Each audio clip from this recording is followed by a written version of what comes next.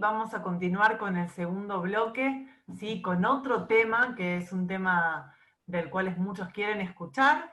Vamos a hablar de los agentes de riesgo del sector agropecuario, y para eso los voy a invitar y darles la bienvenida al ingeniero Roberto Fiorito, ¿sí? Él es ingeniero electromecánico, graduado de la UTN Regional Rafaela, es ingeniero laboral también de la UTN Regional Rosario, y actualmente se desempeña como asesor de riesgos en el Departamento de Seguridad y Salud de Prevención RT.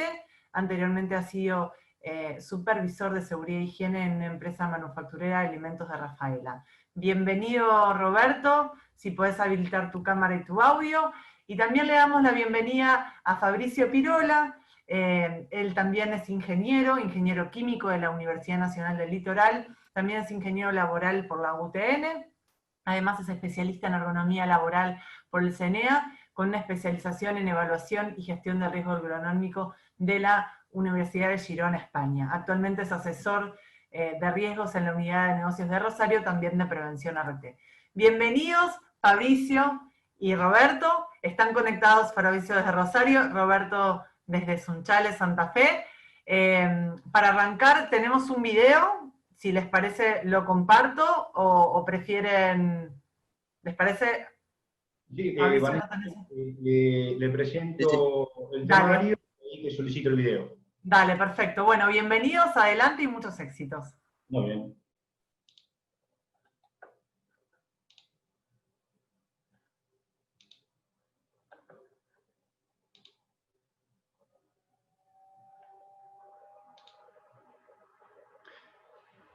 Bueno, buenos días a todos. Vamos a dar inicio al seminario de agentes de riesgos en el agro. Lo que vamos a ver hoy en el temario va a ser un pequeño video introductorio. Luego vamos a dar un poquito los objetivos de la ley y del decreto 658 que norma las enfermedades profesionales, cuáles son sus elementos para clasificarlo dentro de una enfermedad profesional. La clasificación de los agentes de riesgo es lo que nos va a ocupar el día de hoy, la identificación de estos agentes y un poco las medidas preventivas que se pueden aplicar en el agro y en las actividades pecuarias y forestales. Bueno, ahí Vanessa, si querés adelantar, poner el video. Ya comparto el video.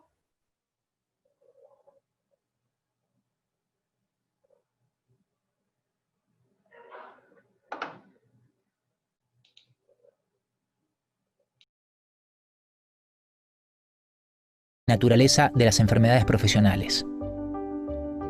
El preámbulo del decreto 658 del 96 expresa que la noción de enfermedad profesional se origina en la necesidad de distinguir las enfermedades que afectan al conjunto de la población de aquellas que son el resultado directo del trabajo que realiza una persona, porque generan derechos y responsabilidades diferentes que las primeras.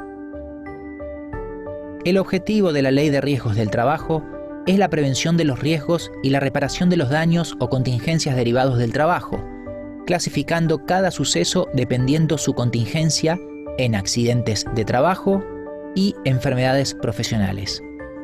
Para ello adopta normativas que hacen posible cumplir con la prevención de accidentes de trabajo y enfermedades profesionales. Los 4 elementos que definen el carácter profesional a una enfermedad. El decreto 658 del 96 expresa que, para atribuir el carácter de profesional a una enfermedad, es necesario tomar en cuenta algunos elementos básicos que permiten diferenciarlas de las enfermedades comunes. Agente. Debe existir un agente en el ambiente de trabajo que por sus propiedades puede producir un daño a la salud. La noción del agente se extiende a la existencia de condiciones de trabajo que implican una sobrecarga al organismo en su conjunto o parte del mismo. Exposición. Debe existir la demostración que el contacto entre el trabajador afectado y el agente o condiciones de trabajo nocivas sea capaz de provocar un daño a la salud. Enfermedad.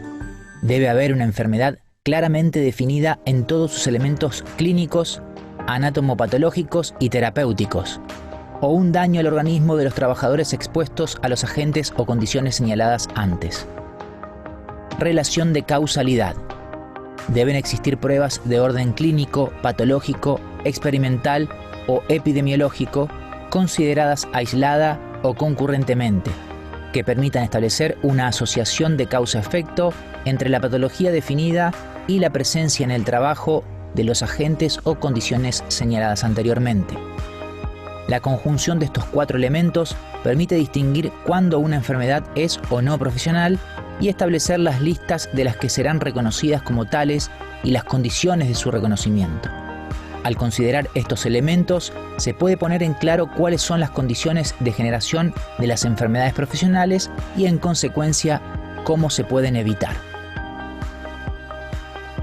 Agente. El desarrollo de cualquier actividad laboral puede originar estímulos agresivos para la salud de los trabajadores. Agente, aquel elemento, fenómeno, circunstancia o situación resultante de la interacción entre el trabajador y su ambiente laboral que encierra una capacidad potencial para causar daño a la salud. Clasificación de los agentes de riesgos de acuerdo a su naturaleza. Químicos. Todo elemento, sustancia, compuesto o producto químico, natural o sintético, que en forma de sólidos, gases, vapores, nieblas, humos, líquidos, partículas o aerosoles, se integra al puesto de trabajo y o ambiente de trabajo y queda disponible para la exposición de los trabajadores presentes en él. Una sustancia química puede ser peligrosa no solo por sus propiedades, sino también por la forma en la que se halla presente en el puesto de trabajo y también en la forma en la que se utiliza, polvo, aerosol, líquido, etc. Físicos. Vibraciones o energías presentes en el puesto de trabajo que inciden en el cuerpo humano.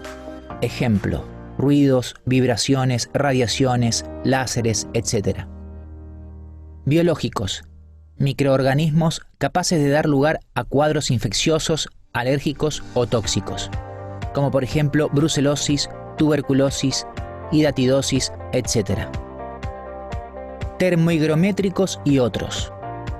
Circunstancias del medio ambiente del trabajo que condicionan el equilibrio térmico entre el trabajador y el ambiente del puesto de trabajo. Condiciones ergonómicas del puesto de trabajo que se manifiestan en trabajos repetitivos, estrés de contacto, posturas y o fuerza muscular. Uso profesional de la voz y circunstancias del medio ambiente del trabajo que condicionan, entre otros, el intercambio gaseoso sanguíneo debido a la presión superior o inferior a la atmósfera presente en el puesto de trabajo. Ejemplo, movimientos repetitivos de extremidades, carga térmica, sobrecarga uso de la voz y presión superior o inferior a la atmosférica. Exposición. Para verificar la exposición, en algunos casos, se logra a través de mediciones y evaluaciones del agente de riesgo y compararlos con los valores de la Resolución 295 del 2003. No obstante, no siempre es válida y menos excluyente una medición de contaminante en el ambiente de trabajo, sino que es necesaria una correcta evaluación de riesgos del puesto de trabajo, donde se analicen todos los agentes presentes en el ambiente laboral, cómo pueden afectar a los trabajadores en función de la forma de uso, cuáles son las medidas de prevención adoptadas y o adoptar, uso de elementos de protección personal, etc. Recordando lo mencionado en el decreto 658 del 96 sobre la definición de exposición, debe existir la demostración que el contacto entre el trabajador afectado y el agente o condiciones de trabajo nocivas sea capaz de provocar un daño a la salud. En tal sentido, se ofrece una breve explicación de contacto. El contacto se produce a través de las vías de entrada que el cuerpo humano dispone. Algunas de ellas son pulmonar, cutánea, parenteral a través de heridas en la piel, ocular a través de la conjuntiva ocular, oral a través de la boca y auditiva. Daño a la salud. El daño a la salud no solo depende de la dosis del agente que recibe el organismo, sino también a la forma y el tiempo que tarda en administrarse. Considerando la relación temporal entre la exposición y el daño, se clasifican en daños agudos, se manifiestan en un corto periodo de tiempo. La exposición al agente de riesgo es por una única dosis. Daños crónicos. se manifiestan cuando los signos y síntomas se presentan después de largos periodos de exposición. La exposición al agente de riesgo es por repetidas dosis durante un largo periodo de tiempo.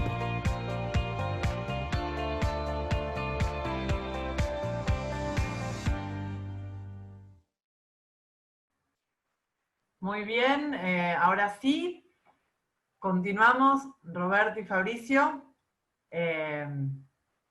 Adelante y muchos éxitos. Yo estoy acá por cualquier cosa que necesiten y me avisan cuando compartimos la votación, ¿sí? Estoy pendiente. Bueno, vamos a compartir la pantalla. Bueno, para hacer un breve resumen, la Ley de Riesgo del Trabajo, su objetivo principal es la prevención de los riesgos y la prevención de los daños o contingencias derivadas del trabajo, ya sea accidentes del trabajo y enfermedades profesionales. En este temario que vamos a hablar va a ser el tema de las enfermedades profesionales, específicamente los agentes de riesgos, los cuales producen estas enfermedades. Dentro de la normativa, el decreto 658 establece que la noción de la enfermedad profesional se origina en la necesidad de distinguir a las enfermedades que afectan al conjunto de la población de aquellas que los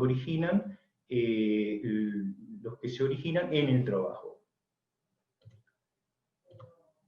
Como vimos recién en el video, hay 4 elementos para distinguir lo que es una enfermedad común a la que es una enfermedad derivada del trabajo.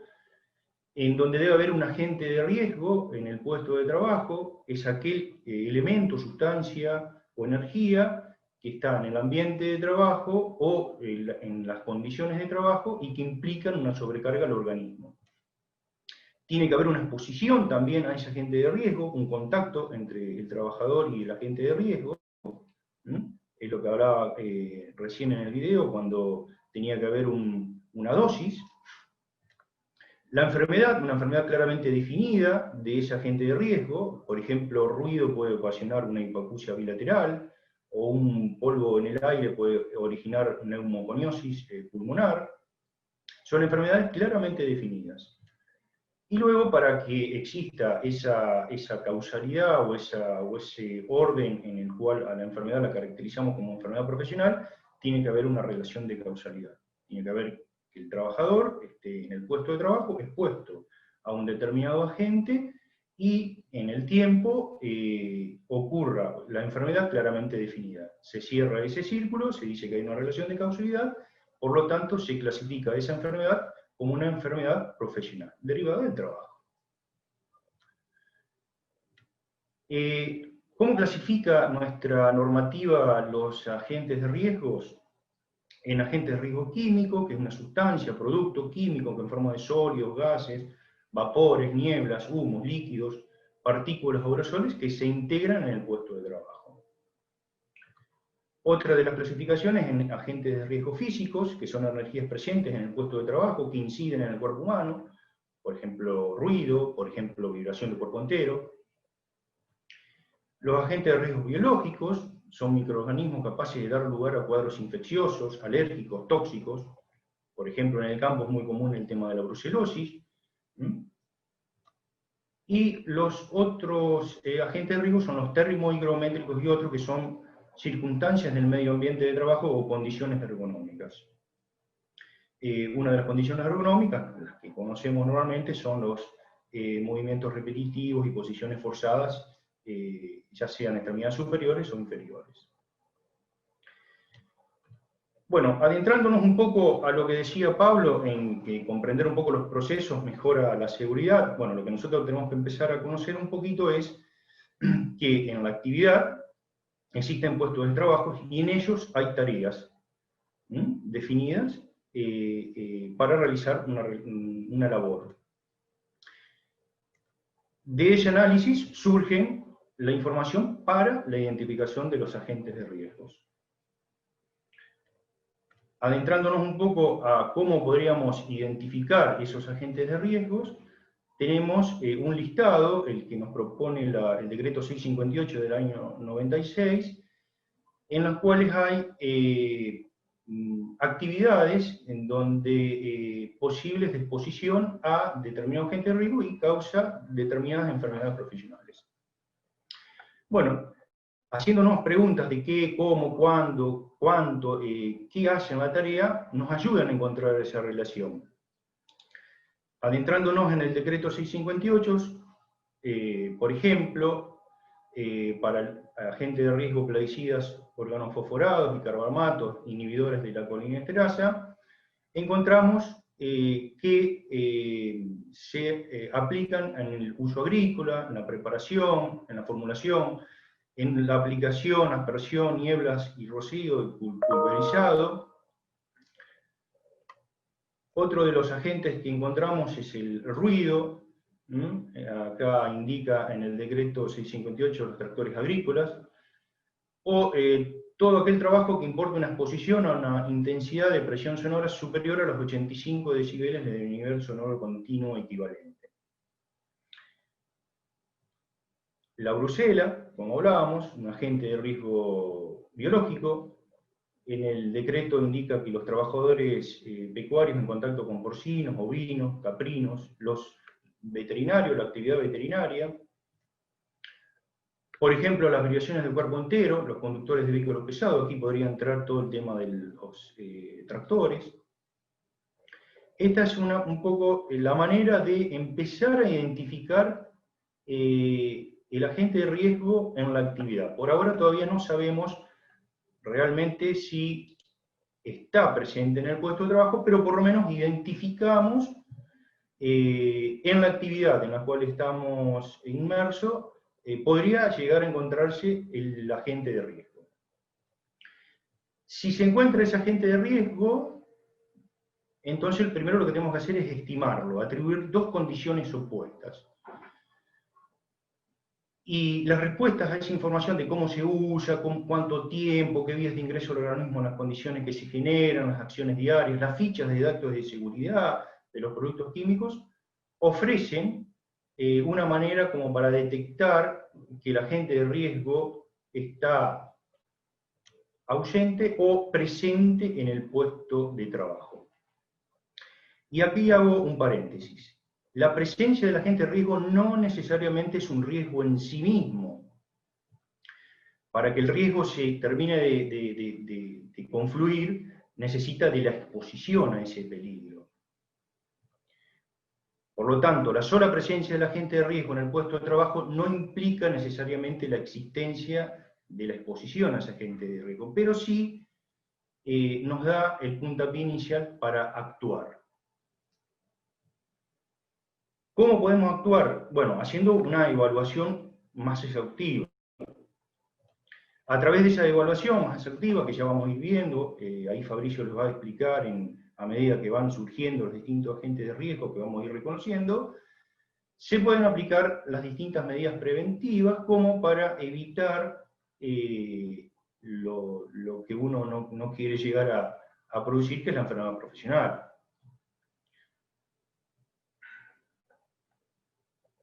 Antes de avanzar en sí, en lo que va a decir Fabricio, vamos a dar una breve definición de peligro, porque se los nombré y quisiera que lo tengan presente. Ya algo Pablo les dijo, y estaba bien lo que dijo.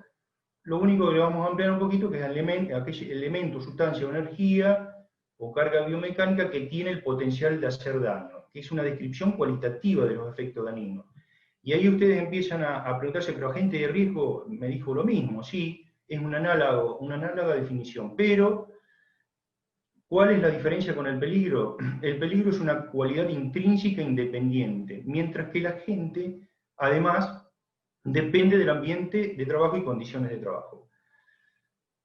Eso era lo que decía el agente de riesgo. Realmente tiene que haber una sustancia, un elemento, pero además tiene que estar en el ambiente de trabajo o en las condiciones en las cuales se está siendo utilizado o se está generando. Bueno, aquí Fabricio va a continuar específicamente ya un poco más práctico en relación a un poco a cada actividad y nombrando algunos agentes de riesgo y sus medidas preventivas. Fabricio. Hola, bueno, buenos días a todos. Lo único que te voy a pedir, Roberto, que si podés dejar de compartir la pantalla. Ahí está. Así yo procedo. Perfecto. Quedo pendiente, Fabri, de la votación para que no nos olvidemos. Bueno, podríamos entonces aprovechar este momento, antes de que yo continúe. Bueno, yo simplemente lo que quería decir era que con todo lo compartido por Roberto, donde nos dio un marco legal y nos dio algunas herramientas, algunos caminos para seguir identificar estos agentes, yo lo voy a abordar. Voy a abordar los posibles agentes de riesgo presentes en cada una de las actividades, relacionándolo con posibles puestos de trabajo, y herramientas también para que puedan identificar y después medidas preventivas. Es un poquito extenso, pero vamos a tratar de resumirlo en el tiempo que tenemos. Por eso, si querés poner la votación, y arranquemos con eso. Vale. Vamos entonces con la votación. Ahí iniciamos. Bueno, Bien. la pregunta apunta si les ha resultado difícil identificar agentes de riesgos en las actividades del agro, aquellos que han tenido oportunidad de hacerlo o dentro de su tarea diaria o eventual, ¿no? Exactamente. Vamos muy bien, ya votó el 50%.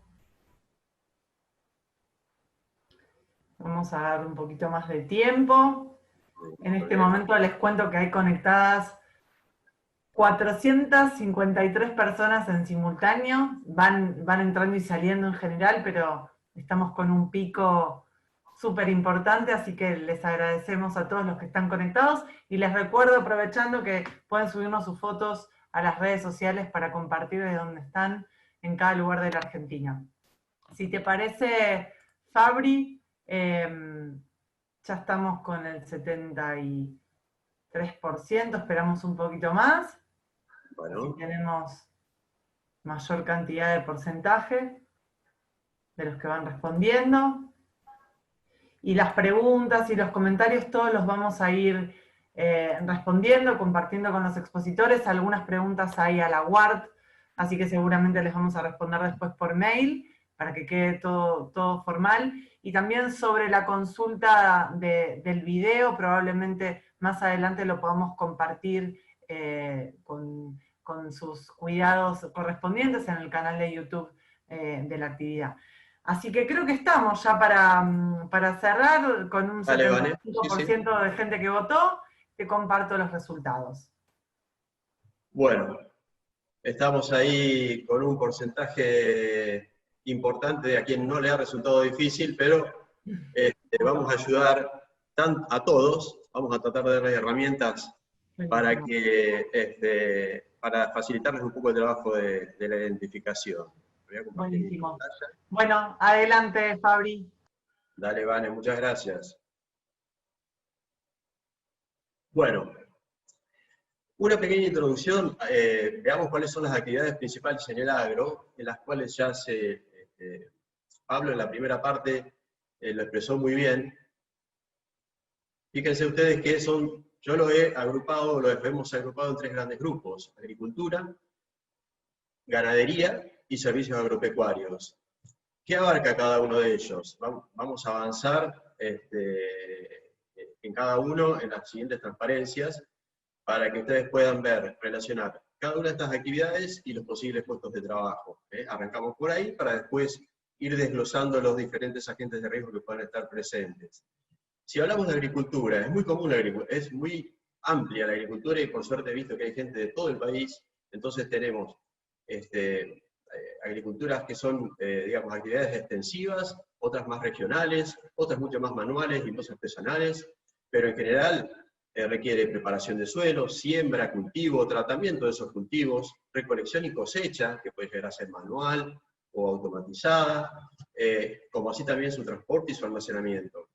¿Qué puestos de trabajo asociados encontramos? Yo, digamos, estoy haciendo un poquito el recorrido que marcó Roberto: actividad, puesto, tareas y agentes de riesgo. Lo único que después voy a hacer es los agentes de riesgo, los reuní por los grandes grupos, y ahí después describimos qué puestos pueden llegar a tener presencia de esos agentes, para no hacerlo complicado al revés. Pero tenemos obviamente tractoristas, sembradores, fumigadores terrestres o aéreos, banderilleros, hombres que cada vez están dejando más de lado por banderilleros satelitales o drones. Bueno, la preparación de agroquímicos, el cosechero, el maquinista, puesteros, peones de campo, hasta los profesionales del agro, operadores de maquinaria agrícola, etc. Respecto a los servicios agropecuarios, en particular los servicios agropecuarios son aquellos contratistas rurales que cumplen trabajos que algunas explotaciones los contratan. Los principales: fumigación y pulverización, servicios de maquinaria agrícola, rotulación, siembra, desmonte, limpieza, cosecha. También hay servicios de mejora de calidad animal a través de la inseminación, así que también en la ganadería también está presente. Y bueno, puestos de trabajo asociados hay miles, puse los más importantes: tractoristas, cosecheros, peones agrícolas, aplicadores de plaguicidas. En la ganadería, bueno, cría de ganado bovino, ovino, porcino, aves, apicultura, caprinos, otros, cabañas para toros, para cría de toros, para reproducción, tambos también, la actividad ganadera por excelencia en la zona núcleo de nuestro país, y también multiplicidad de puestos de trabajo. Lo mismo que decía Pablo al principio, la polivalencia del trabajador rural, peones de campo, arreros, puesteros, tamberos, el trabajo en guachera, que es la imagen que vemos acá arriba, que es de la alimentación a los terneros. Bueno, obviamente apicultores, tractoristas, manejo de forrajes, etc. No voy a abundar con esto.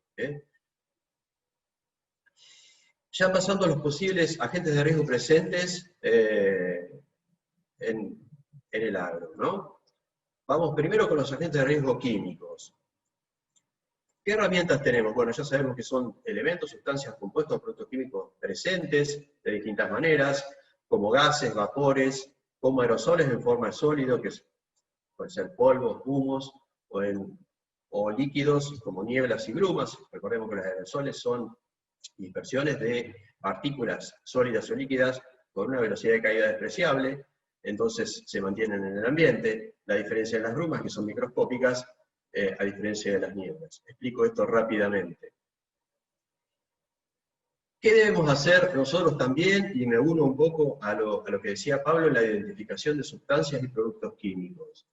Nosotros tenemos que ir a los puestos de trabajo. Si nosotros estamos en el agro y queremos empezar a ver qué pasa, vamos al puesto de trabajo, vamos, lo visualizamos, vemos cuáles son los procesos de trabajo, consultamos con el puestero, con el encargado, con el dueño de campo, con el veterinario o el ingeniero agrónomo, entrevistamos a los peones, a las personas que hacen el trabajo.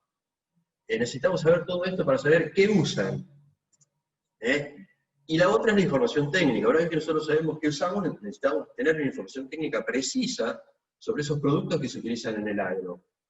¿Cómo hacemos para obtener esta información? No sé si hasta ahora me están escuchando bien y lo van viendo bien las transparencias. Todo perfecto, está todo muy bien. Perfecto, Vane. Bueno, por excelencia, la ficha de datos de seguridad es el elemento que nos da la mayor información respecto de un producto químico. ¿Esto por qué está normado? Por la resolución 801 del año 2015, que incorpora el sistema globalmente armonizado a nuestra legislación. Es una resolución de la Superintendencia de Riesgo de Trabajo. También a través de la resolución 295 del 03, en la cual incluye información sobre productos químicos, sus concentraciones, etcétera, que ya lo vamos a ver, y la resolución 861, que regula el protocolo de medición de contaminantes. Pero ¿qué debemos buscar? ¿Cuáles son? De los 16 puntos que marca la resolución 801, marca en total 16 puntos que debe contener una correcta ficha de datos de seguridad. Nos interesa la composición, las vías de ingreso al organismo, la toxicidad, la concentración máxima permisible, o TLB, de acuerdo como esté, pero para nuestra legislación es concentración máxima permisible, y los elementos de protección personal a utilizar.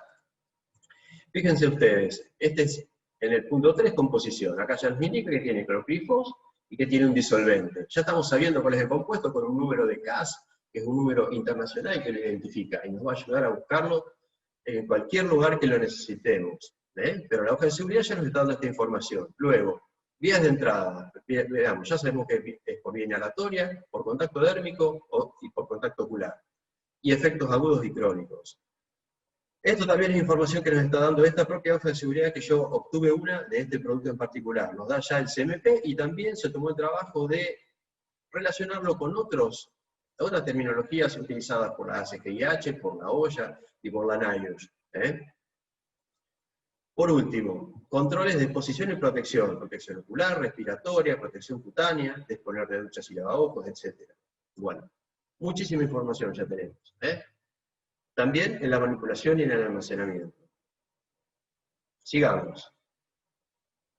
La otra información técnica por excelencia, la resolución 295 del 03 en su anexo 4, si bien, digamos, está un poco atrasada su actualización, porque ya han pasado más de 15 años, nos da valores de, nos identifica la sustancia, su número de CAS, la concentración máxima permisible, la concentración máxima permisible en corto periodo de duración, o el valor techo que nunca puede llegar a alcanzar una persona, sus notaciones, que puede indicar que si tiene, tiene ingreso por vía dérmica, efectos críticos y su peso molecular para poder pasar de miligramos por metro cúbico a partes por millón si quisiéramos hacerlo.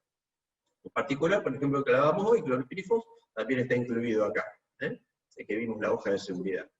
Ese es un lugar para información. Si nosotros no podemos obtener información, acá yo les brindo información extra si no llegamos a tener en nuestra hoja de seguridad. Y la 295 no nos da la suficiente información.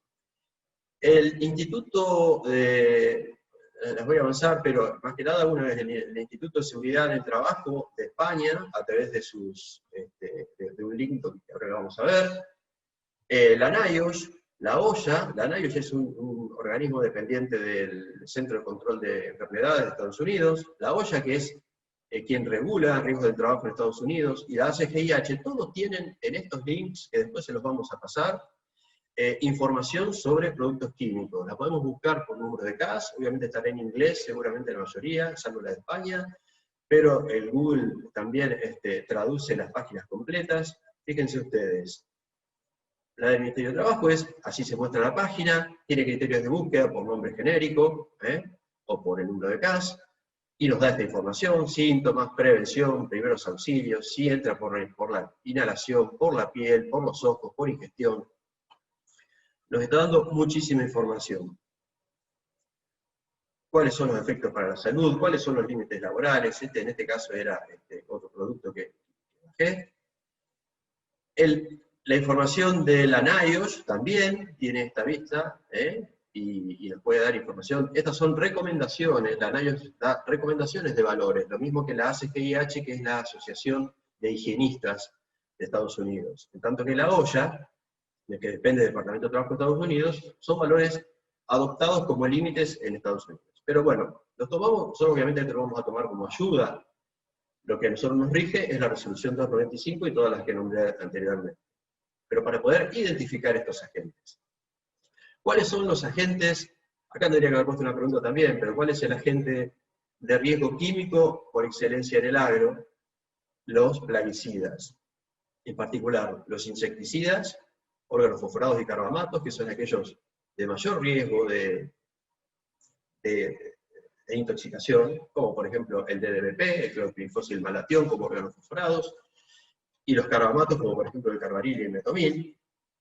Acá yo también, aparte de que estos tienen concentración máxima permisible, determinadas en la resolución 295, deberá verse si tiene notación dérmica que pueden ingresar por la piel.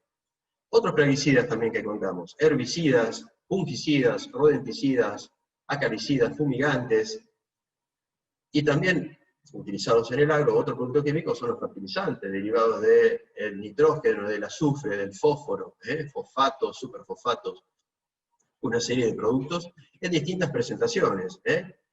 Y no olvidar siempre de este cuadro de la Organización Mundial de la Salud, que los califica con su riesgo y además con el sistema globalmente armonizado, con su simbología de peligro y simbología, perdón, voy a correr acá, simbología de palabra. Yendo a los posibles puestos de trabajo, obviamente tenemos el preparador del plaguicida, que puede ser no necesariamente el que hace la aplicación, depende de la extensión del campo y dónde se haga. Aplicadores de plaguicidas, operadores de pulverizadores, banderilleros como hablábamos hoy, profesionales del agro, aplicación de productos a ganado, porque también recordemos que hay, por ejemplo, el purón es un insecticida que se aplica en el ganado. Entonces, estos son posibles puestos de trabajo en los cuales nosotros podemos llegar a encontrar el uso de estos productos químicos y generar un agente de riesgo químico presente en ellos. Otros, recordemos en el tambo. El tambo hace una limpieza química periódica, 2 o 3 veces en el día, importante para mantener todas sus cañerías en condiciones óptimas de limpieza y de, digamos, asepsia, ¿no? Y son detergentes alcalinos o soda cáustica diluida, detergentes ácidos o ácidos débiles también diluidos, y detergentes catiónicos, hipoclorito de sodio, armónicos cuaternarios. Son estos 3 pasos que utilizan combinados con agua caliente y agua fría. Por lo tanto, algunos de ellos, según el decreto 658, son sustancias sensibilizantes de la piel, por eso debemos tenerlos en cuenta al momento de determinar medidas preventivas y trabajar sobre ellos en el trabajo en el tambo. Otros agentes no vinculados al tambo en particular, de riesgo químico, es el material particulado. En particular podría ser el algodón, en alguna etapa de cosecha de algodón que requiera la mano de obra manual, el tabaco también, o como partículas no especificadas de otra forma, que son las partículas molestas, en el caso de que se generara este tipo de agente de riesgo en el ambiente de trabajo. Yendo ya a las medidas preventivas, y fundamentalmente en este caso voy a hablar de los plaguicidas. ¿Qué debemos ver? Cómo se presenta, cómo se prepara y cómo se aplica. Por lo tanto, debemos hacer uso no solo de la hoja de seguridad, sino también del barbete. ¿Por qué hablo de presentación y preparación? Porque son productos que pueden venir sólidos, líquidos, miscibles en agua, miscibles en solventes, que aceptan combinación entre ellos. Están concentrados cuando vienen en su recipiente, por lo tanto existe el riesgo de salpicaduras o inhalación en ese momento. Y la aplicación. Respecto a almacenamiento y transporte, yo les dejo acá también 2 lugares donde pueden buscar el SENASA, que es el organismo que regula cuáles son los agroquímicos autorizados, y los fertilizantes también, para su uso en nuestro país, y el CASAFE, que es la Cámara de... ya les digo enseguida cómo se llama esta cámara, la Cámara Argentina de Fertilizantes, no tengo el nombre exacto ahora, se lo voy a pasar, esperen un segundo. La Cámara de Sanidad Agropecuaria y Fertilizantes, ahí lo recordé. Ellos dan, muchas gracias, ellos dan mucha información respecto del almacenamiento y el transporte, como así también de la aplicación, pero sobre todo el almacenamiento ahí pueden encontrar información muy importante, y el transporte en chatas o en camionetas cuando uno tiene que llevarlo al campo. Como les dije, el barbete también nos da información sobre el almacenamiento, sobre la preparación, sobre la aplicación y avisos particulares. Acá les presento yo, porque es muy difícil eliminar el riesgo, digamos, si uno sigue las etapas clásicas de un riesgo, que es eliminarlo, aislarlo, alejarlo, y por último el uso de elementos de protección personal, cuando estaba trabajando en el campo y en la preparación directa, como es este caso. Entonces, veamos fundamentalmente para la preparación, protección ocular, protección respiratoria, ropa de trabajo, guantes que no sean de cuero, zapatos que tampoco sean de cuero, botas impermeables, los guantes pueden ser de neopreno, de nitrilo, quimionitrilo o de PVC. Deberemos ver qué riesgo presenta cada uno de los agroquímicos. Esto para la formulación, que sean antiparras. Realmente debemos protegerlos porque la mayoría de los agroquímicos tienen ingreso por todas las vías, entonces todas ellas hay que protegerlas.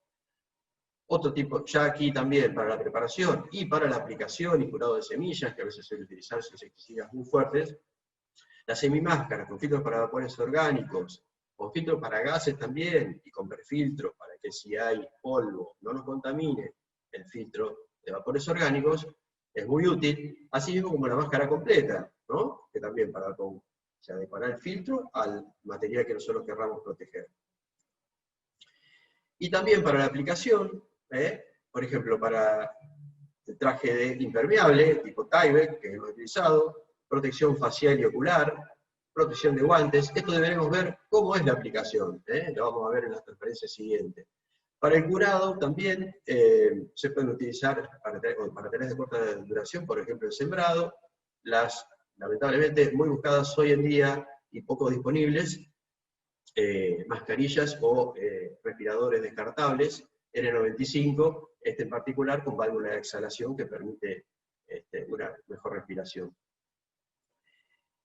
¿Por qué yo nombraba los tipos de acuerdo a la pulverización que hagamos? Tenemos pulverizadoras de arrastre, que van, digamos, unidas a un tractor, y las pulverizadoras autopropulsadas. Las autopropulsadas, recuerden, o bueno, para quien no lo sepa, suelen tener, o tienen, su cabina presurizada con filtro CEPA, que filtra el aire que viene de afuera, para que la persona que trabaje adentro no tenga contacto con el agroquímico. Mucho menos riesgo que aquella en la cual, por ejemplo, este tractor no tiene cabina, podría tenerla, que podría proteger más, pero es mucho mayor el riesgo. También lo tienen acá porque muchas veces se hace mantenimiento, se tocan los picos, se puede estar en contacto con el producto, con el agroquímico. Y la pulverización manual con el uso de mochilas también, fundamental, usar todos los elementos de protección personal, incluso recordar que la mochila puede perder, entonces la camisa o lo que lleve debe ser impermeable en la parte trasera, si la pulverización manual es de forma extensiva. Otro de los lugares que habíamos visto en el tambo, los elementos básicos para utilizar en el tambo: botas, delantal impermeable, guantes de PVC, porque estábamos hablando que puede ser que utilicemos soda cáustica, hasta el codo, protección facial y protección ocular.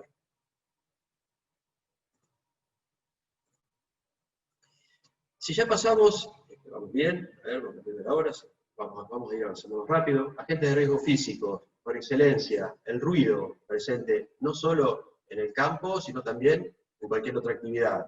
¿Cuáles son? ¿Qué debemos hacer? Evaluar todos los puestos de trabajo, no algunos, todos debemos medir, saber cuál es su nivel de ruido. ¿Y cómo lo evaluamos?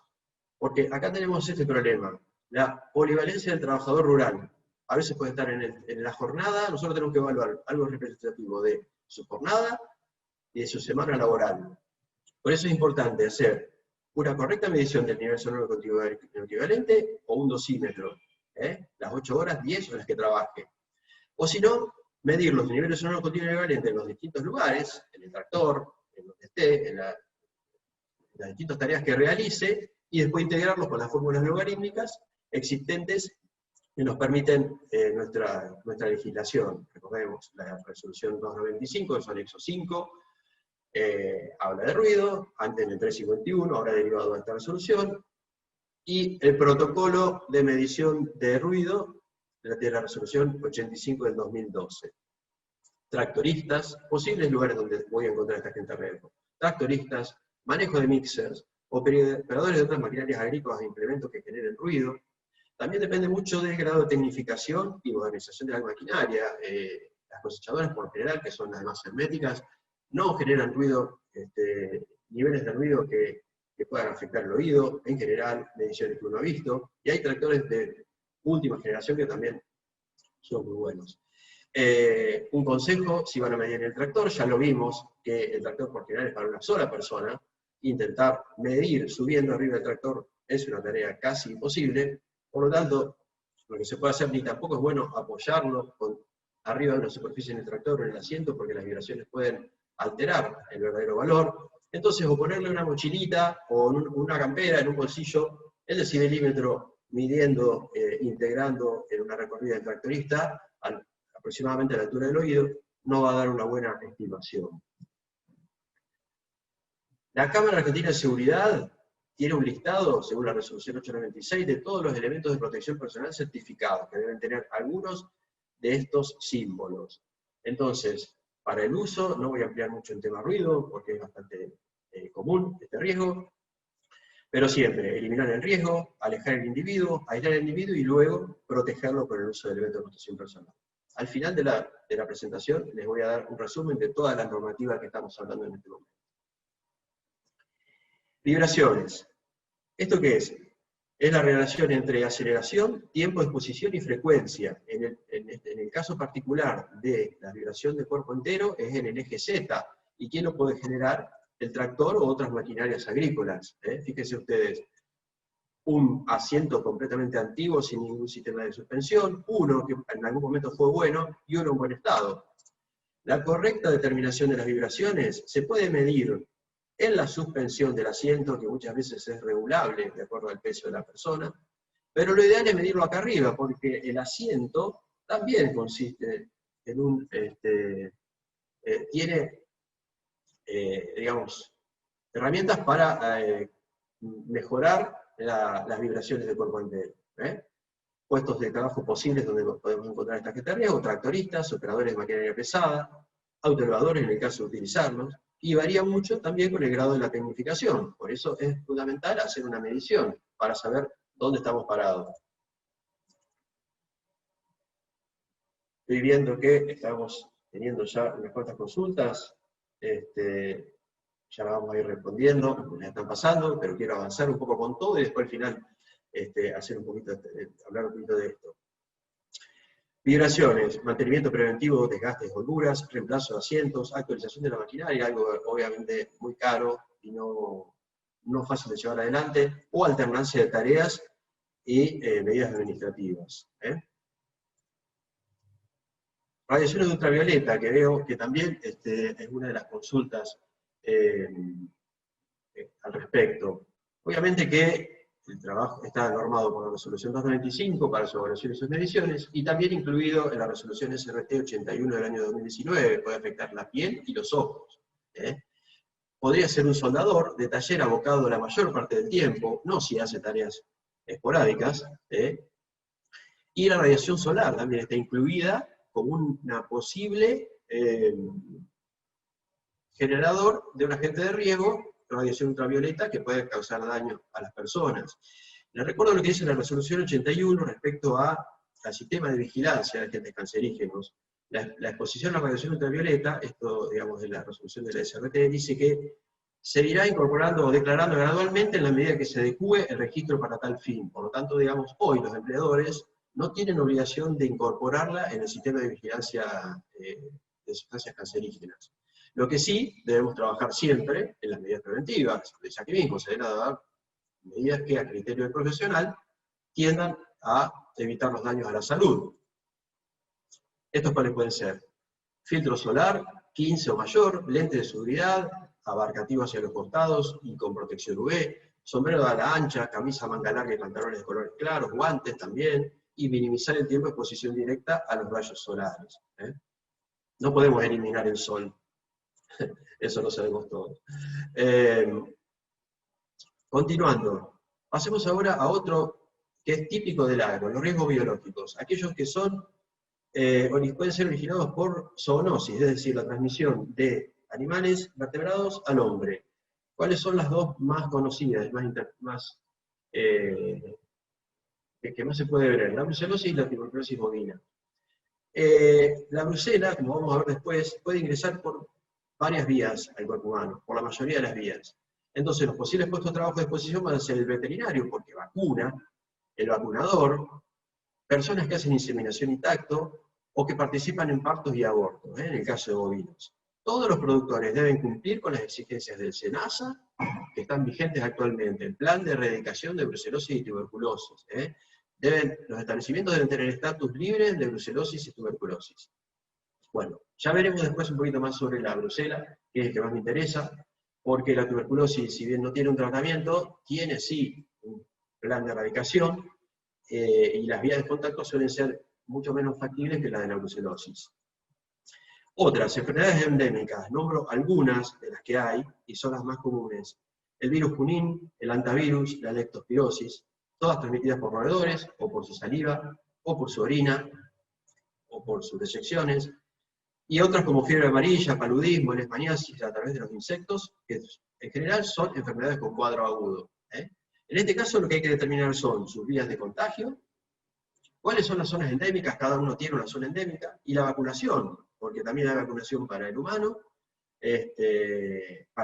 para algunos de ellos y para otros no. En este caso, los desmalezadores o trabajadores rurales, por ejemplo la leishmaniasis podría llegar a ser también en la cosecha de la caña de azúcar, porque esa es una zona endémica norte de nuestro país. También les dejo 2 páginas del gobierno, argentina.gov.ar/salud Rosario, y un banco de salud donde da muy buena información respecto de las enfermedades endémicas. También, obviamente, podrán consultar con sus respectivas ART información correspondiente para medidas preventivas, ¿no? Pero bueno, continuando con las medidas preventivas, y particularmente en la brucela. Tiene vías de ingreso dérmica, conjuntiva, respiratoria y digestiva, o sea, por todas las formas. Recordemos que la vacunación se hace con cepa viva atenuada, por lo tanto, es importante que cuando se vaya a vacunar por brucelosis, una muy buena preparación, mesada, perfectamente acomodada, mantenimiento de las jeringas, hermeticidad, émbolos, especial cuidado con la eliminación de aire de jeringas y reemplazo de agujas, que debe hacerse con pinzas y no con la mano. Eliminar el riesgo de autovacunación, vacunando con una sola mano. Contar con un tacho de resolución de hipoclorito para los residuos, y contar con medios de higiene personal. EPP, todos. Ocular, facial, respiratoria, mameluco impermeable, bocas, guantes de látex o superior. Y para quienes hacen inseminación, el guante con la manga completa hasta el hombro. Fíjense ustedes, acá les muestro algunos casos de una mesada de trabajo donde está empezando a acondicionar todas las herramientas para vacunar, el tacho con hipoclorito donde eliminar luego los residuos, y un lugar para lavarse. No siempre se cuenta con esto, pero deberá, así de esta manera, no es común encontrarlo en el campo, si alguno ha tenido oportunidad de verlo. Acá también hago la aclaración de que no tiene protección facial o respiratoria porque aún no está manipulando la cepa. Medidas preventivas para las enfermedades endémicas, avanzo también con esto: limpieza, desvanecimiento, eliminación de plagas y uso de EPP al hacer estas tareas. Voy rápido porque quiero también cumplir con el tiempo, que ya estamos acercándonos. Por eso ya, promediando en estos grandes grupos, vamos a entrar al de los tergo-higrométricos, en particular los ergonómicos. Ya sabemos que está normado por la resolución 295 de su anexo 1, el decreto 49 que incorpora nuevas patologías y nuevos agentes de riesgo, la resolución 886 que es el protocolo de ergonomía, y la resolución 3345 del 2015 para empuje y arrastre. Como así también podríamos hablar de normas ISO internacionales que puedan también ayudarnos. Uno de estos agentes de riesgo: gestos repetitivos o posturas forzadas en extremidades superiores. Recordar, como hablábamos hoy, la polivalencia de rotación de los trabajadores. Y la 886 indica que en cada puesto de trabajo se debe evaluar por tarea. Esto es, yo voy por cada una de las tareas que realiza el trabajador y evalúo si existe gestos repetitivos o posturas forzadas. Después veré cómo continúa esa evaluación para su jornada de trabajo. Posibles puestos de trabajo. Bueno, acá he visto que realmente hay gente de todas las zonas del país, incluso de Ceres, localidad vecina de Ercilia, que es mi ciudad natal. Así que, bueno, tenemos para hablar de esto largo y tendido, pero siembra manual en muy pequeñas explotaciones, sobre todo en las regionales, cosecha manual también, recolección de frutas, tareas estacionales, fumigadores manuales, peones de poda, todos trabajos aquellos donde se detecten ciclos de trabajo mantenidos durante una buena parte de la jornada laboral o posturas forzadas mantenidas en el tiempo. Ya vamos a ver algunos ejemplos, por ejemplo el vacunador también, quien vacuna en la manga, en el campo. Gestos repetitivos y posturas forzadas en extremidades inferiores. En general, este agente es difícil de encontrar en la mayoría de las actividades, pero acá podría ser, por ejemplo, en la recolección de frutillas o otras frutas y verduras en forma manual a nivel de piso. Son aquellos trabajos que se deben realizar o de rodillas, o en cuclillas, o en puntas de pie, en particular quinteros. Algunos de los posibles puestos de trabajo. ¿Qué hacer? ¿Qué tenemos que hacer? Evaluarlo, ver qué es lo que tenemos, dónde está, qué hacemos para mejorar. Ya yendo al otro grupo, levantamiento manual de cargas, transporte de cargas, empuje de arrastre, que son, bueno, son un poco largos los nombres de estos agentes de riesgo: cargas, posturas forzadas, gestos repetitivos con número sacra, aumento de la presión abdominal y aumento de la presión intravenosa para la persona que esté estática. Todo aquello que tenga que llevar cargas, que puede llegar a ser en la siembra manual, en la cosecha manual, o en la recolección, o peones de carga. Pero esto es lo que a toda costa tenemos que tratar de evitar, y hay legislación específica que la va marcando también.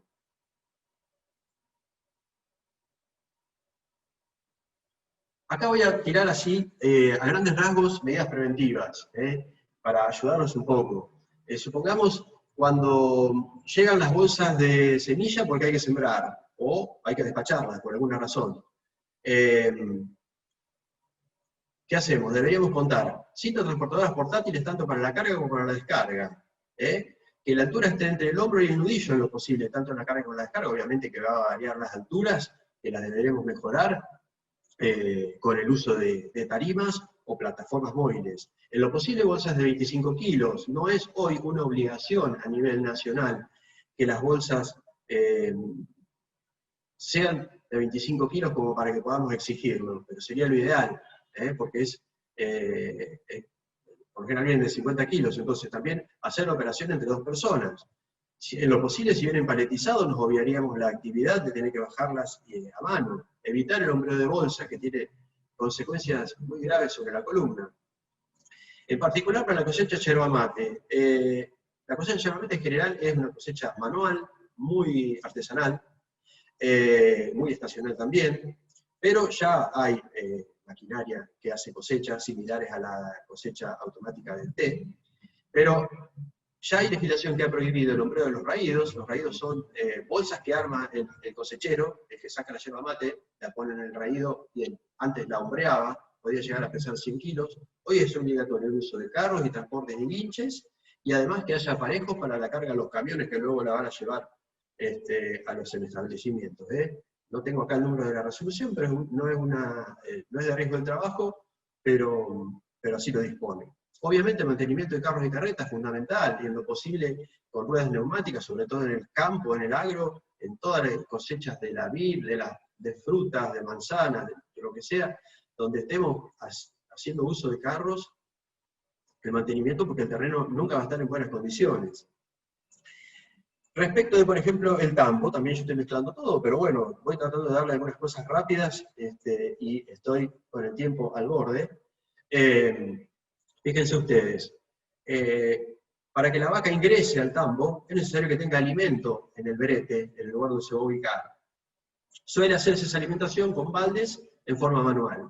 Una forma muy interesante que yo vi en un campo, un establecimiento que se dedica a la actividad tambera, tiene afuera un silito con alimento balanceado, una rosca que alimenta a este redel o cinta acá arriba, que va circulando. Fíjense que hay caños, con esta soguita se abre una válvula que permite entrar a cada uno de estos recipientes el alimento para que la vaca se alimente mientras está siendo ordeñada, y quede quieta y no se quiera escapar.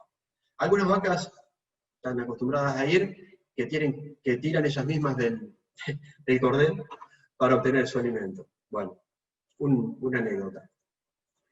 Por ejemplo, trabajos en manga, ya para ir promediando un poco todo esto. Trancas con accionamiento mecánico debidamente lubricados. Recordemos que esto está normalmente en la intemperie, no en forma techada. Andenes regulables, puede haber animales de menor tamaño y alturas. Entonces, los andenes que puedan parar en distintas alturas, y los tablones que puedan ser volcables. Para trabajos de recolección manual, uso de herramientas neumáticas o eléctricas en lo posible para apoyo de recolección. Mangos ergonómicos, fíjense, para evitar la desviación de la muñeca, que no haga el esfuerzo más allá de que, y aparte que tiene un resorte la propia pinza. Uso de escaleras y plataformas para trabajo en altura acorde. Fíjense ustedes, acá les muestro algunas medidas preventivas implementadas. Lo que hablo yo de la cinta transportadora portátil de carga o descarga de camión, con altura entre hombro y nudillos, la altura ideal. En este caso, para la cosecha de frutillas, fíjense qué interesante este equipito, que puede ser traccionado por un tractor o manualmente, y pueden ir colocando la cosecha ahí mismo, y están sentados y no agachados con la columna doblada en dos. Este otro equipo es un equipo para cosecha de la vid, fíjense que está traccionado por un tractor, van parados ahí los cosecheros, no, seguramente en todas las explotaciones de viñedos sea aplicable, pero permiten ir cosechando a la altura también, entre el hombro y el codo, no extendiendo los brazos por encima de los hombros, y cuentan con cintas y con pins que luego se manipulan, fíjense, con estas cintas, y luego se manipulan en forma con un autoelevador o con un guinche. Esto respecto, hay mucho más para hablar de los riesgos ergonómicos, porque, bueno, no nos da el tiempo que tenemos. Quisiera poder hablar mucho más con ustedes. Siempre estamos dispuestos a escuchar sugerencias y responder consultas. Por último, estrés por frío o carga térmica por calor. Esto en las zonas extremas de nuestro país. Recordemos que el estrés, la carga térmica, se determina a través de la determinación de la temperatura del globo húmedo, el régimen de trabajo y la carga de trabajo. Sobre todo en aquellas tareas manuales de cosecha, en nuestra zona del norte, que pueden ser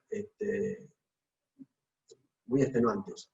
Y por frío también, muy vinculado a vientos, a temperaturas en nuestra zona sur, en la cría de ganado en el sur, o en zona cordillerana, o en zonas de mucho frío, también existente. Obviamente, en este caso, les recomiendo que miren la resolución 295 en su anexo 3, que da recomendaciones específicas tanto para carga térmica como para estrés por frío.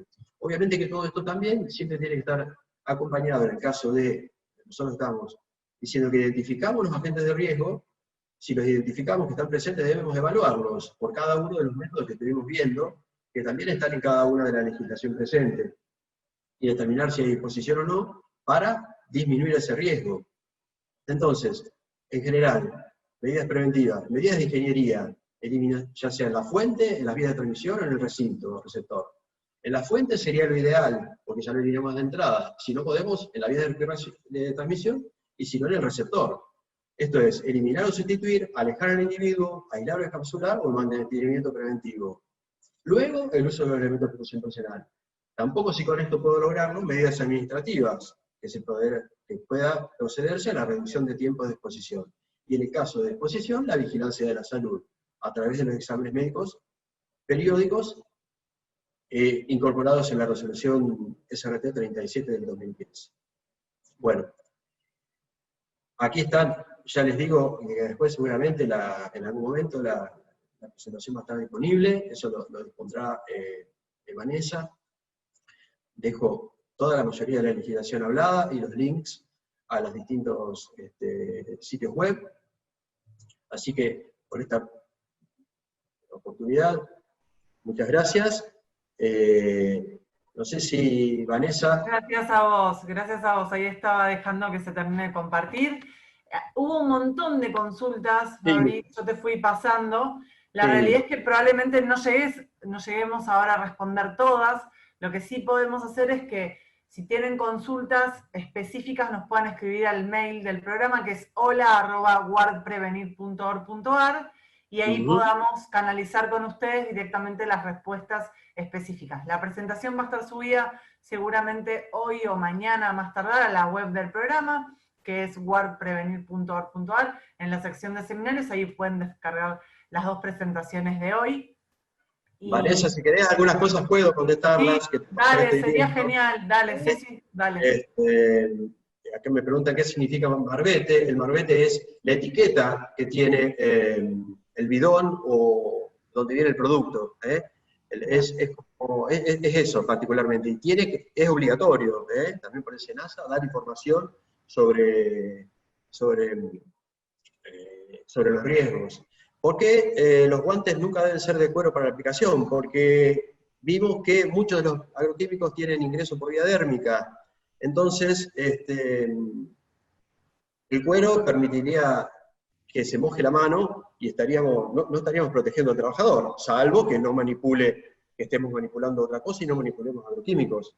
El uso de guantes de cuero o de carne son utilísimos en el agro porque a veces se manipulan cosas que pueden dañar las manos, ¿no?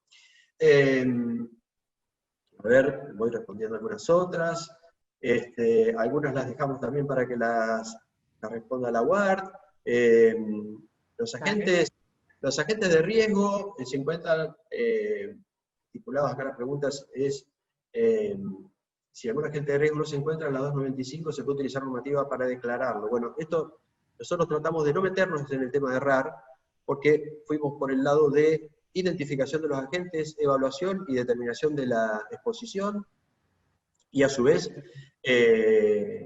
medidas preventivas. Pero el 658 es específico cuáles son los agentes de riesgo presentes. Si no están en el 658, hoy se van incorporando parcialmente, pero no están presentes. Lo que sí, para evaluarlos y medirlos, bueno, el evaluador, el medidor del producto químico en el ambiente, usará técnicas que, si no tenemos técnicas nacionales, usará las internacionales para la evaluación. No sé si querés, puedo llegar a responder alguna Sí, otra. a ver, ¿Cómo estamos con los todavía tiempos? hay casi 400 personas conectadas, con lo cual están interesados todos en tener No hay tu ningún problema. También conversación. algunos, Roberto, que si vos, cuando yo haga alguna de las consultas, si querés responderla, también estás autorizado Claro, a están, responderme. digamos, cualquiera de los dos pueden ir viendo que están las preguntas, nosotros siempre vamos respondiendo en el A ver simultáneo, esta pregunta. y otros más. Permiso, yo. Había una pregunta que significaba, dice, si la sola presencia del agente de riesgo no implica necesariamente la existencia del mismo, pero sí actuar. ¿Puede ampliar esto último, sí actuar? Bueno, es prácticamente el 90% de lo que habló Fabricio en su charla. Actuar significa hacer acciones preventivas, ya sea en la fuente, en el medio de transmisión, el uso de elementos de protección personal, todas las medidas que aún así, sin saber el nivel de exposición, y bueno, evitemos el contacto de todas formas, como para Amplío yo lo que decís vos, Roberto, que a veces la mezcla de productos químicos le da una sinergia superior al producto químico en sí mismo. El contacto con el producto químico, es por eso que hablamos, sobre todo en el riesgo químico, es donde es uno de los principales, que la sola presencia nos obliga a ir actuando, ir viendo, ir evaluando, ¿no? Ir tomando medidas preventivas, porque nunca está de más. Bien. Exacto. A ver si tengo alguna otra. Esto tal vez no lo hemos tenido en cuenta en el caso de trabajadores que trabajan en campos agropecuarios a más de 2.500 metros sobre el nivel del mar. Obviamente que en este caso habrá que ver el agente de riesgo presión subestándar, si responde a los cánones de lo que marca la 295, puede llegar a ser también a tenerlo en cuenta como riesgo, como un agente de riesgo. También nos preguntan si hay plan de vacunación. Yo, en particular, el que sé seguro y que podríamos averiguarle y ampliarle más, el virus Junín tiene en toda la zona de influencia a disposición la posibilidad de vacunar a todo el personal que esté en área endémica. Existen, las vacunas están, y si están, debemos hacerlas efectivas. Otra que me preguntan, carbunclo. No lo nombré porque en particular el carbunclo está presente más que nada en el manejo de pieles de ovejas, ¿no? Tendríamos que meternos un poquito más en ello, que a veces no es una actividad netamente agropecuaria, sino que es después de la faena, supongamos de alguna manera, pero también es un agente de riesgo que hay que tenerlo en cuenta, sí, por supuesto, en las zonas donde pueda estar presente y se manejen los animales de los cuales pueden contactarse. No sé, Roberto, si querés ver alguna otra por ahí, yo también estoy leyendo mientras tanto. Acá hay una que dice, la fauna autóctona está tenida en cuenta como agente de riesgo. Vivirás arañas, alacranes, mosquitos. Bueno, los mosquitos, por ejemplo, ahí hablábamos de la fiebre amarilla. Arañas, alacranes no está considerado como un causal de enfermedad profesional, sí como un accidente de trabajo, es otro tema. Bien. Bueno, mosca, bueno, no están considerados como agente de riesgo, sino que son tal vez causales de accidentes de trabajo. Bien, es una buena Claro. aclaración. Uh-huh. ¿Algunas más que podamos ir respondiendo? Todavía Sí. hay Aguantame un 390 segundo, porque... personas conectadas. Y siguen haciendo preguntas, no te voy pasando. A ver. Bueno, por ejemplo, el dengue, por ejemplo, no, el dengue no está considerado como una enfermedad profesional. Hasta el momento, en la normativa, en el decreto reglamentario, no lo está. Bien. A ver, ¿qué más podemos decir? Otra... Bien. Hacemos Aquí dos o tres más. leo otra, Vanessa, que nos preguntan, Gerardo nos pregunta, otra situación que también a veces he notado es que para la poda el personal es escaso en relación al tamaño de la finca. ¿Existe algún cálculo que se podría tener en cuenta en relación a la cantidad de personas por plantas a tratar por metro cuadrado que tenga la finca? En particular, esto, digamos, no es directamente de higiene y seguridad, sino que debería ser de un ingeniero agrónomo quien lo determine, o el dueño de la planta, o quien de la plantación, ¿no? Pero lo que sí podemos evaluar nosotros, podemos evaluar ergonómicamente ese puesto, a ver, porque esa persona, si la tenemos trabajando determinada cantidad de horas, con determinadas herramientas, con determinadas condiciones, si está realmente adecuado o no. A partir de ahí tenemos métodos, los métodos de la 886 y muchos más vigentes que nos pueden ayudar a dar herramientas, también obviamente en las manifestaciones tempranas, en las cuales se presenten dolencias y todo eso nos va a dar una ayuda para que nosotros podamos trabajar y determinar exactamente la cantidad de gente que debe trabajar, ¿eh? Bueno. Bien. Hay otra que es como muy genérica, pero me parece importante aclararla. En este contexto de pandemia, ¿se ha incorporado el COVID como enfermedad profesional?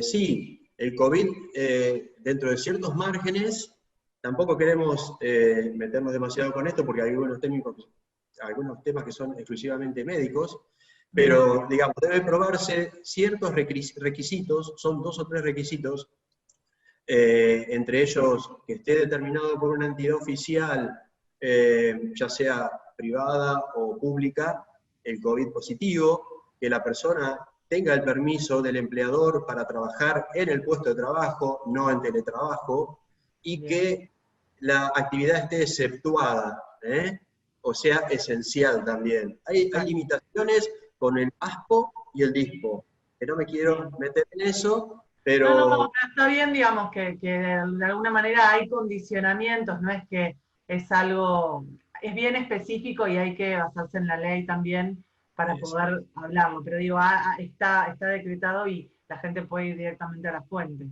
Sí, por supuesto, por supuesto. También preguntas de material, obviamente que nosotros estamos a disposición para contribuir con el material, las ART también tienen material para esto, en cada página web lo pueden encontrar, así que bueno, no sé, nos comprometemos, si es posible, responder las preguntas que nos hayan respondido. Sí, seguramente que sí. Si nos faltaron varias preguntas por responder, les pedimos a los que están realmente muy interesados en tener una respuesta específica que nos envíen su pregunta por mail, así les respondemos formalmente, al hola@warprevenir.org.ar. ¿Sí? Bueno, les agradecemos muchísimo, Roberto y Fabricio, fue un tema súper interesante, mucha atención, tuvimos un pico de participación en este seminario, un hito nuevo de casi 500 personas conectadas, así que estamos muy contentos. Bueno, esperamos que del otro lado, como siempre les decimos, solo hace sentido todo esto si ustedes están del otro lado. Y 2 cosas importantes. Primero, que sepan que las personas que van a recibir certificado web son únicamente las que se conectaron con un usuario. Si más de una persona se conecta con el mismo usuario, solo enviamos el certificado a la persona registrada. Eso es muy importante para que después gente que lo vio no piense que igual le va a llegar el certificado. Si no se registró, no le va a llegar el certificado. Y después otra cosa muy importante, les va a llegar la encuesta. Cuando cerremos este Zoom web, seminario web, les van a llegar una encuesta desde el Zoom, o si no, mañana van a recibir una encuesta y nos parece muy importante que ahí puedan contarnos qué les pareció, sumar comentarios y todas las consultas que tengan también. Así que, de nuevo, gracias a todos por estar del otro lado, gracias Roberto, gracias Fabricio, y bueno, nos vemos en el próximo seminario web, que es el jueves 24, que si me dan un segundito voy a proyectar antes de cerrar, para que puedan participar. Bueno. Así pueden participar. Y bueno, repetimos lo de las preguntas. Muchas gracias a todos por la participación también, queremos agradecerles. Gracias a ustedes. Un segundito que esto es el vivo. Si no, y en el vivo pasan estas cosas. Estos son los riesgos de estar en vivo, que uno no encuentra el video. Me dan un segundo. Si querés ir respondiendo alguna otra más y cerramos. A ver. Porque había un montón, fíjate, yo te seguí pasando. Aquí, bueno, nos están preguntando, Michelle nos pregunta de que es una zona agropecuaria de la provincia de Buenos Aires. No sé si me están escuchando. Sí. Sí, perfecto. La verdad acá está muy lejos de la normativa de higiene y seguridad, materia de prevención cero, nada de capacitación. Quería saber, para estas personas, ¿quién las debería capacitar? Si la RT, con las que están afiliadas, el dueño del campo, bueno. Es obligación del empleador capacitar a sus trabajadores, pero también esta fuente que estamos dando ahora es una fuente de capacitación que tenemos, que tiene a través de la UART cada una de las RT, pero también sepan que soliciten a las RT porque hay medios online hoy a la orden del día, cursos que se puedan hacer por un determinado periodo de tiempo, materiales de folletos que se pueden solicitar, afiches, recomendaciones de todo tipo. Bueno, su RT debería poder dársela. Y también información en la web abunda por todos lados. Ahí estamos. Eh, Yo tengo un temita que no me abre el video. Esto es lo que pasa en el vivo. Voy a ver si alguien del equipo del otro lado lo puede compartir ahora y si no vamos a cerrar. En realidad ya saben todos que se pueden inscribir en el seminario web, desde nuestras redes sociales pueden preguntarnos, o mismo desde la página web del programa Prevenir, @WARPrevenir. ¿Vieron cómo es esto? Es como en la tele, uno tiene todo preparado y el video no abre. Entonces, si no se los vamos a compartir en las redes, pero no me lo deja abrir. Puede pasar. Esto, como les decía, es el vivo, así que, bueno, vamos a dejarlo para, a ver, nos dan un segundo, si no lo compartimos, porque hay 400, casi no, un poquito menos, personas conectadas. La verdad que estamos muy contentos con tanta convocatoria, es un tema súper importante. Hubo muchos comentarios de poder ampliar sobre el tema de ergonomía, que también es un tema muy, muy interesante y con mucho por decir. Tenemos un seminario web de ergonomía que lo vamos a enfocar a la actividad frutícola con el licenciado José Luis Melo. Y bueno, seguramente todo lo que nos van comentando, ahí lo compartimos al video. Gracias, Elo. Ahí estamos. Porque hay un equipo muy grande de personas. Somos...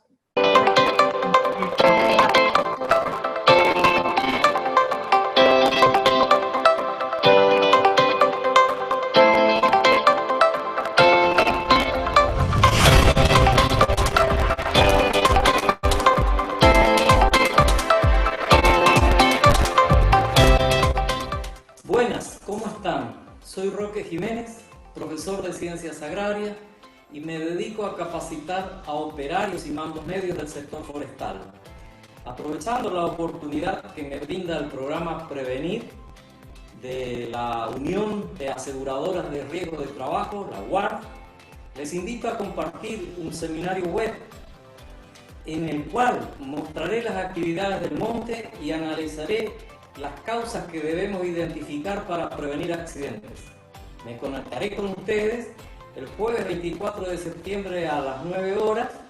Los espero y un gran abrazo a todos desde aquí de Virasoro, Corrientes.